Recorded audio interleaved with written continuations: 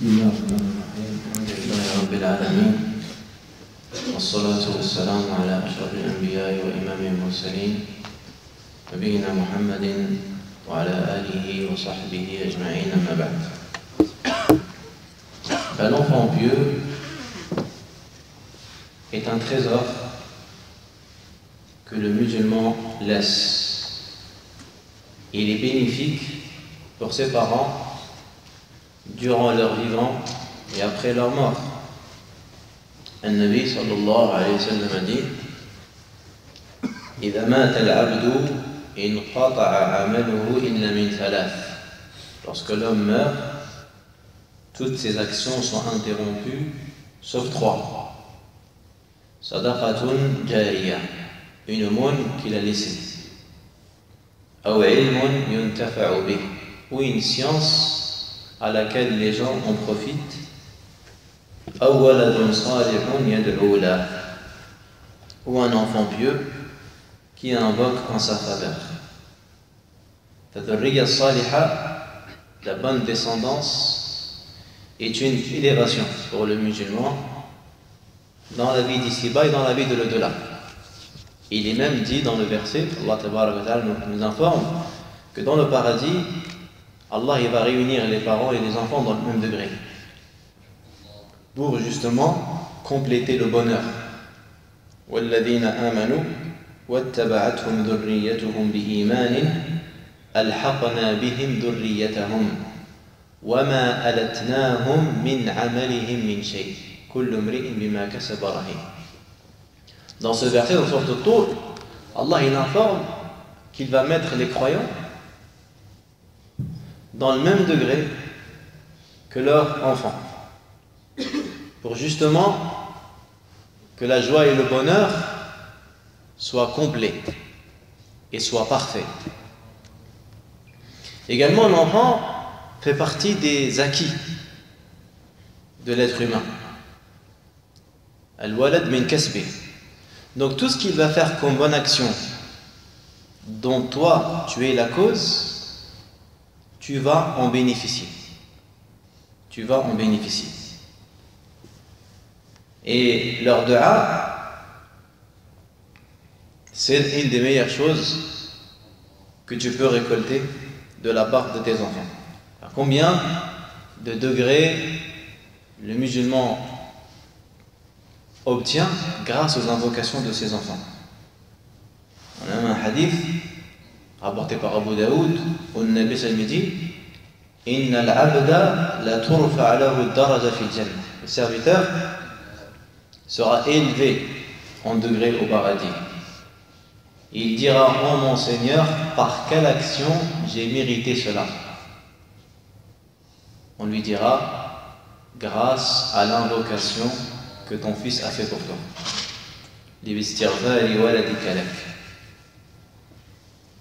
Et les prophètes et les messagers, comme on a dit la dernière fois, ils convoitaient, ils demandaient à Allah Azza wa Jalla de leur donner une bonne descendance. Ibrahim alayhi salam disait Rabbi habli minas salihin. Seigneur, donne-moi, accorde-moi des pieux. Et également, il faisait des du'a pour lui. Il invoquait Allah Azza wa Jalla de lui accorder le raffermissement à lui et à sa descendance. Rabbi ja'alni muqima as-salati wa min dhurriyyati. Et Seigneur, fais que j'accomplisse la prière, moi et ma descendance. Également, parmi les du'a qu'il a formulés, wajnubni wa baniya an na'bud al-asnam. Et épargne-moi ainsi que ma descendance d'adorer les statues. Avoir des enfants également va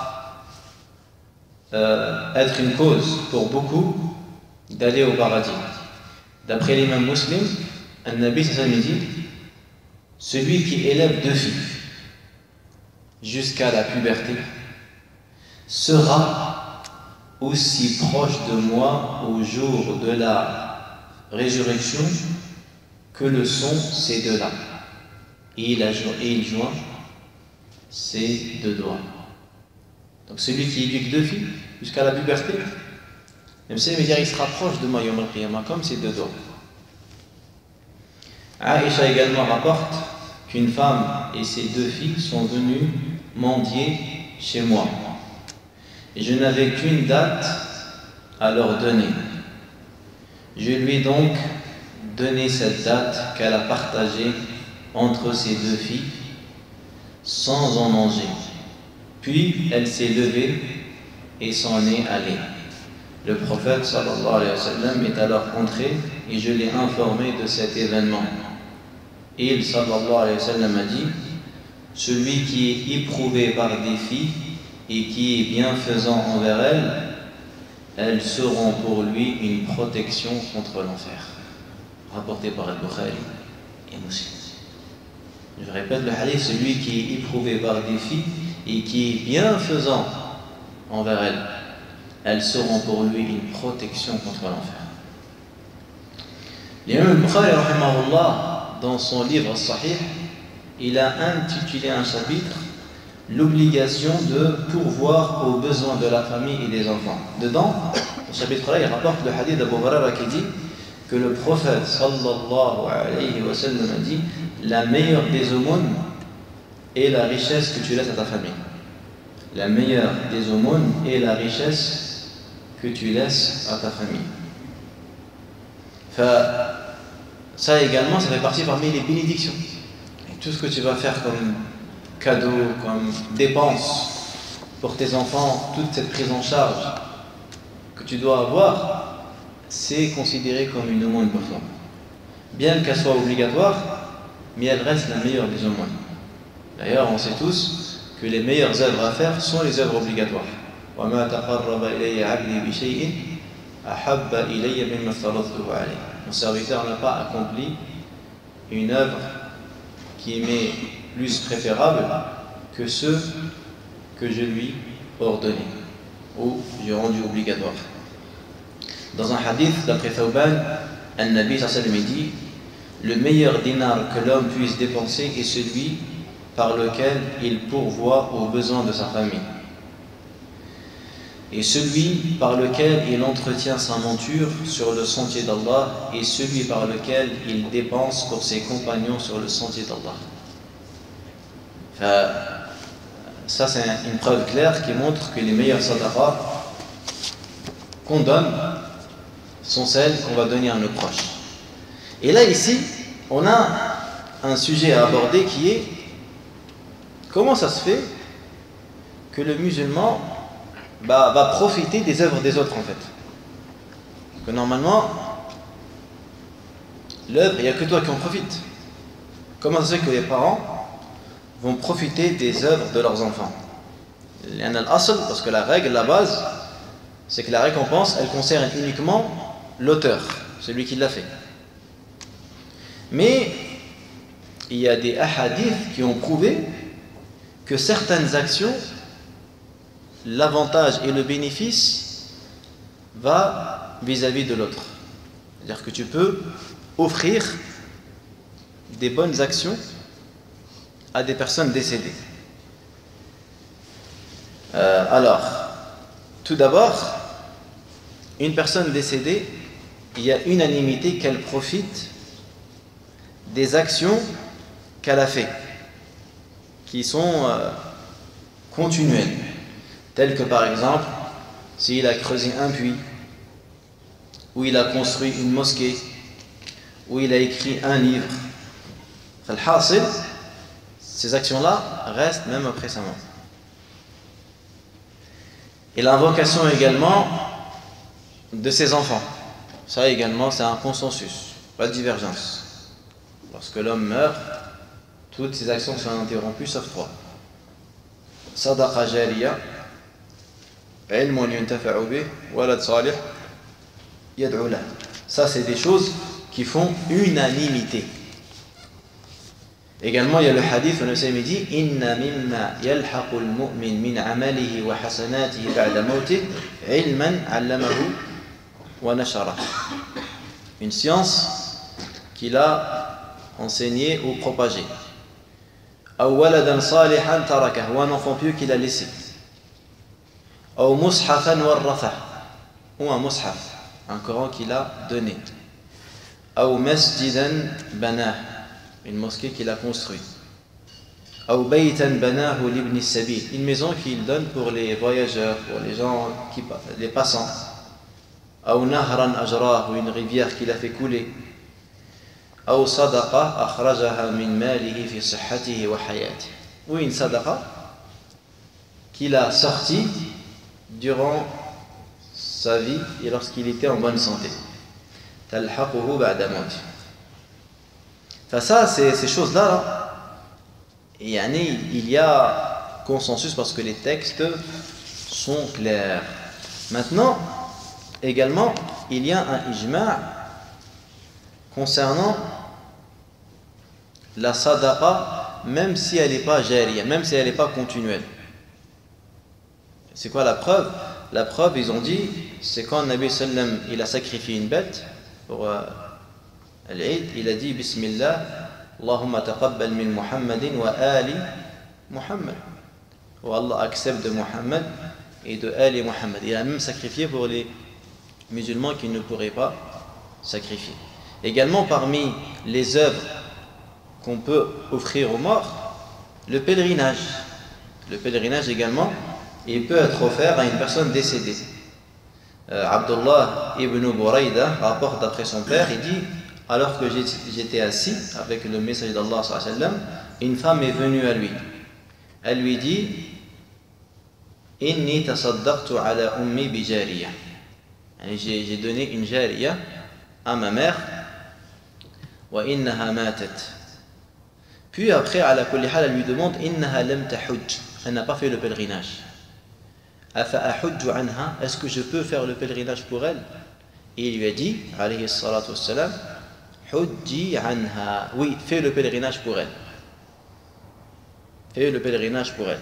Dans un autre hadith, une femme est venue également dire à Nabi sallam, elle a dit, Inni nadartu, inna ummi nadarat an tahujj. Ma mère, elle a fait un vœu de faire le pèlerinage. Famatat qabla an tahujj. Elle est morte avant de pouvoir le faire. Afa ahujju anha, est-ce que je fais le pèlerinage pour elle? Regardez qu'est-ce qu'il lui a dit Nabi sallam. Il lui a dit, si ta mère avait une dette, est-ce que tu l'aurais remboursée? Elle a dit oui. Et il lui a dit, alors remboursez la dette d'Allah Azza wa Jal. Fa inna Allah ahaqqu bil wafa. Car Allah mérite plus qu'on rembourse ses dettes. Donc tout comme si tes parents laissent une dette, tu dois la rembourser, parce que c'est un droit qu'ils ont vis-à-vis des autres, le hajj pareil, la même chose. Mais ici, il y a une condition. Il faut d'abord avoir fait le pèlerinage pour toi-même. Tu ne peux pas faire le pèlerinage pour quelqu'un d'autre si tu n'as pas fait le pèlerinage pour toi-même. La preuve, c'est qu'un jour, il y avait un homme, il a dit, Nabi l'a entendu dire, Labbaik Allahumma an Shubruma. Il a fait la formule du pèlerinage pour Shubruma. Il lui a dit, qui est Shubruma? Il lui a dit, c'est mon frère. Nabi lui a dit, est-ce que tu as fait le pèlerinage pour toi-même? Il lui a dit non. Il lui a dit, alors fais d'abord le pèlerinage pour toi-même et après fais-le pour Shubruma. Et après fais-le pour Shubruma. Également, parmi les adorations que les savants ont évoquées, qu'on peut faire pour quelqu'un de décédé, as-sawm, le jeûne. Yushra'u as-sawmu 'anil mayyit. Il est légiféré de faire le jeûne pour le mort. D'après Abdullah ibn Abbas, il dit Ja'a rajulun ila Nabi sallallahu alayhi wa sallam faqala ya Rasulallah inna ummi matat wa 'alayha sawmu shahrin afa aqdihi 'anha. Le dit Rasulallah, ma mère est décédée, elle devait rattraper un mois. Dois-je le rattraper pour elle? Il a dit Law kana 'ala ummiki dayn. Si ta mère avait une dette, est-ce que tu l'aurais remboursé? Qala na'am, il a dit oui. Qala fa daynullah ahaqqu an yuqda. La dette d'Allah est plus en droit d'être remboursée. La dette d'Allah est plus en droit d'être remboursée. Il y a également l'autre hadith muttafaq ala sihhati an Aisha radhiyallahu anha qalat qala Rasulullah sallallahu alayhi wa sallam man mata wa alayhi siyamun sama anhu waliyuh. Celui qui meurt alors que il devait encore jeûner, son wali, son responsable, son tuteur, jeûne pour lui. وهذا في الصيام الواجب كصيام رمضان وصوم النذر والكفارة. أما ما سقط عن العبد في حياته فلا يقضى عنه بعد وفاته كمن وجب عليه الصوم وهو زمن فمات قبل أن يبرأ أو أفطر في سفر مباح ومات في سفره ذلك فلا قضاء عليه.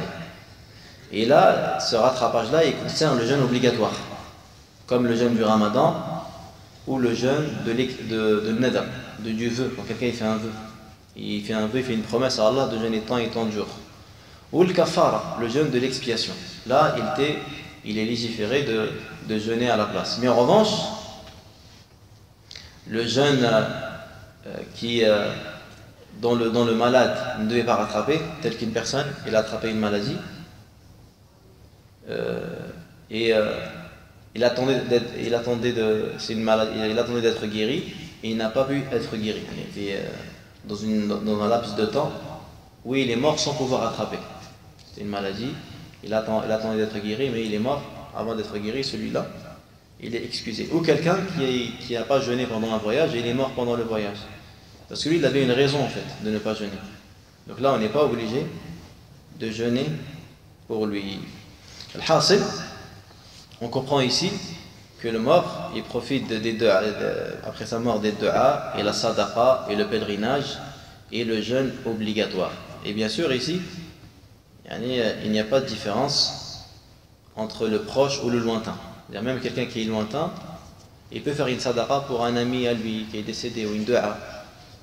Mais l'enfant il est cité parce que il est proche de lui, il est qurbihi.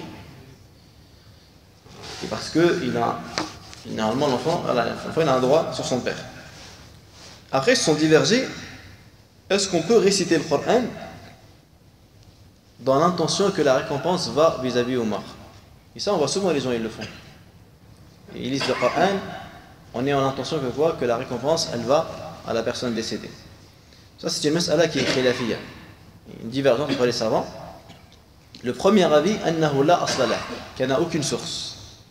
Et ça c'est l'école connue de Shafi'i, que la asla lahu, et que c'est une innovation parce que c'est une adoration et elle n'a pas de preuve. Et l'asl c'est que l'ibada tawaqquf, tu ne vas pas au-delà du texte. Et ça c'est l'avis de beaucoup de savants à notre époque qui ont opté pour cet avis. Et il y a un deuxième avis, anna thawab al-qira'a yasilu ila al-mayyit, que la récompense de al-qira'a parvient au mort. Et c'est l'avis de Jumhur. Ibn Qudama rahimahullah a dit, qala Ahmad ibn Hanbal, al-mayyitu yasilu ilayhi kullu shay min al-khayr. Et parvient au mort toute bonne chose par rapport au texte.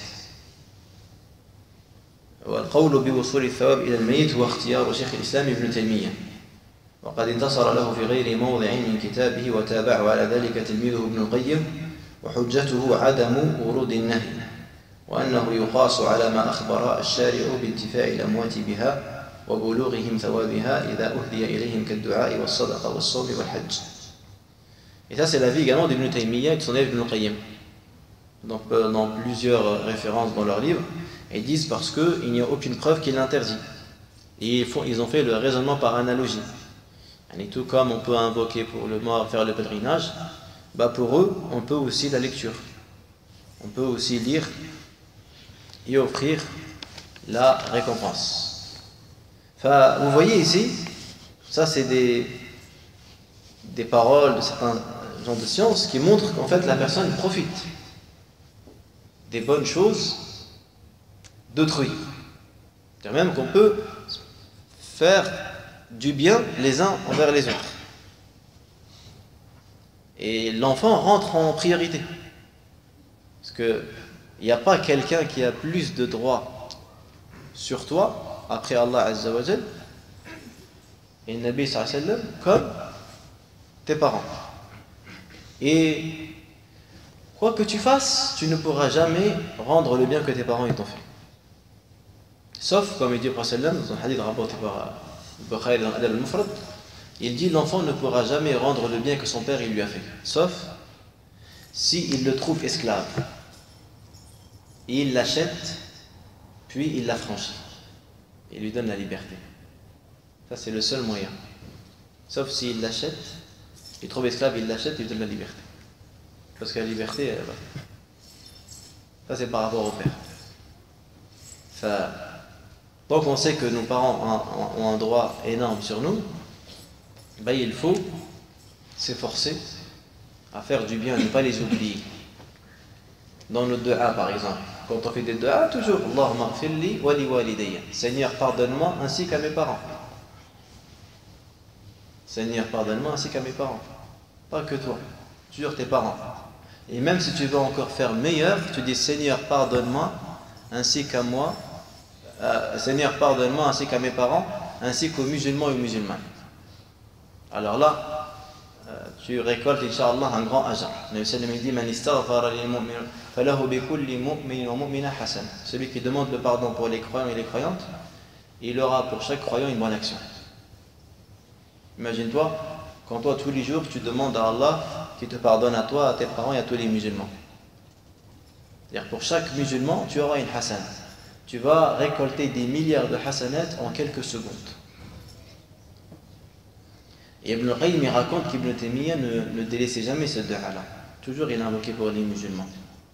Et d'ailleurs même c'est la voie entreprise par les prophètes et les messagers. Quand vous voyez, quand ils font des duas, toujours ils invoquent pour les croyants. Comme Nuh alayhi salam, Rabbi ighfirli wa li walidayya wa liman dakhala baytiya mu'minan wa lil mu'minina wal mu'minat. Donc c'est dans notre intérêt à nous. Et l'intérêt aussi des musulmans. Ça montre Allah tabaraka wa ta'ala a fait que quoi? Que non seulement on peut être bienfaisant envers nous, mais on peut aussi être bienfaisant envers nos parents. Pendant leur vie et même après leur mort. Même une fois mort, tu peux encore continuer à faire des bonnes choses à tes parents. Même le Jawzi rahimahullah, il a un petit livre qui est remarquable, qui a pour titre Lettre à mon fils. C'est un livre dont je vous conseille de lire. C'est un petit risala, c'est quelques pages, traduit en français de 8 pages. Lettre à mon fils d'Ibn al-Jawzi. Et vous voyez dedans, il s'adresse à son fils avec des mots magnifiques. Et comment il le conseille, et comment il espère, Ibn al-Jawzi rahimahullah, il espère de son fils qu'il agit en bien. Parce que justement, Ibn al-Jawzi en profite. Pour que Ibn al-Jawzi récolte le bien. C'est ça, qurratul ayn. Rabbana hab lana min azwajina wa dhurriyyatina qurrata a'yunin waj'alna lil muttaqina imama. Et ça nous pousse à faire en sorte de bien préparer l'avenir de nos enfants.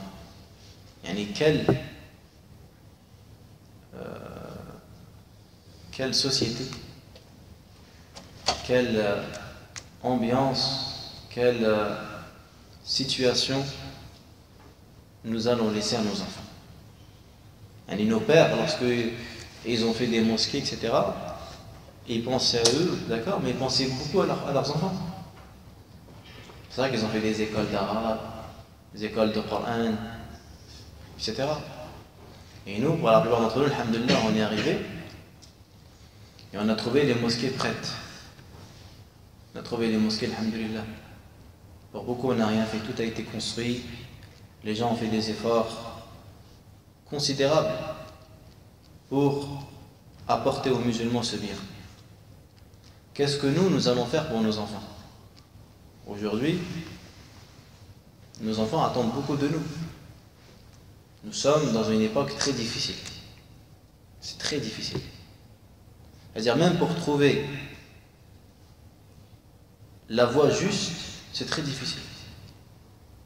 À chaque fois que tu veux t'engager dans le service de la Ummah, tu es confronté à plein de défis. Il y a plein de dilemmes. Après, à chaque fois, tu pèses le pour et le contre. C'est clair que il n'y a pas plus facile que de se désister. Je m'écarte. Et je ne prends pas la parole. Je tranche pour aucun sujet. Maison, mosquée, et je travaille. Là, je suis sûr de moins me tromper et de moins me faire critiquer. Parce que je serai quelqu'un de normal. Mais quand je vais décider de m'engager pour la Oumma, obligé, je vais trébucher. Obligé, je vais me tromper. Pas possible. Tu seras obligé un jour ou l'autre de peser le pot. Tu seras obligé d'être entre deux mâles. D'accord? Je suis entre deux mâles. La règle, elle a dit, je tranche le moindre mal, c'est vrai ou pas? Mais il se peut que le moindre mal que moi je le vois n'est pas celui que toi tu vois. On est d'accord? On sait qu'il y a une règle du moindre mal. Mais après, moi je peux dire que le moindre mal il est à droite, et toi tu me dis non, le moindre mal il est à gauche. Donc c'est clair que lorsqu'on va s'engager, et lorsqu'on va œuvrer, et lorsqu'on va vouloir justement faire des écoles, parce que c'est de ça que nos enfants ont beaucoup besoin aujourd'hui, des écoles musulmanes. Comme ça, nos sœurs pourront mettre le hijab en allant étudier. Comme ça, on pourra donner des valeurs à nos enfants qu'on veut. Comment arriver à ça? C'est un projet qui demande des gens qualifiés, qui demande une méthode, qui demande de s'entourer de gens sincères, mais aussi de gens compétents, pour que j'arrive à un résultat. Pour que j'arrive à un résultat. Enfin, le fait de penser à faire ça, à préparer justement un avenir sûr pour nos enfants, c'est quelque chose de béni, tout en sachant qu'en tant que musulman, on sait que leur avenir est entre les mains d'Allah Azza wa Jal. Et Allah, il nous demande de faire des causes, asbab. On doit faire des causes. On doit faire des asbab. On ne doit pas rester à rien faire comme ça. On doit agir. Et pour agir, il faut avoir de la science. Pour agir, il faut demander du soutien à Allah Azza wa Jal. Et pour agir, il faut surtout être uni. Il vaut mieux être uni sur un avis qui est faible que d'être divisé sur un avis qui est fort. Il vaut mieux être uni sur un avis qui est faible qu'être divisé sur un avis qui est fort. Surtout lorsque nous sommes dans un moment de faiblesse et minoritaire. Enfin, chaque musulman doit chercher des idées, justement. Qu'est-ce qu'il peut trouver pour ses enfants? Il y a des frères, machallah, que de plus en plus on voit des idées magnifiques. Il y a des frères qui organisent maintenant des voyages pour les jeunes, mais encadrés. Voyages, et pas ils en vont en colonie avec n'importe qui. Non, ils en vont avec des gens, une association musulmane qui les encadre. Ils les emmènent en sortie, soit en Andalousie, soit au ski. Mais pendant cette sortie-là, ils leur font des doros, des cours, ils font la prière en commun. C'est-à-dire qu'il faut trouver une alternative. Nos enfants, aujourd'hui, il faut qu'on leur trouve des alternatives. Pas lui dire fais pas ça, après je le laisse comme ça. Mais je dois lui trouver une alternative. Je dois lui trouver un truc en échange dont je pense qu'il est protégé, dont je pense qu'il est en sûreté. Et ça, vous voyez, c'est les bénédictions des enfants. Souvent, avoir des enfants pousse certains musulmans à faire des efforts sur eux-mêmes et à faire des efforts dans leur société, à faire des efforts dans leur maison, dans leur cité.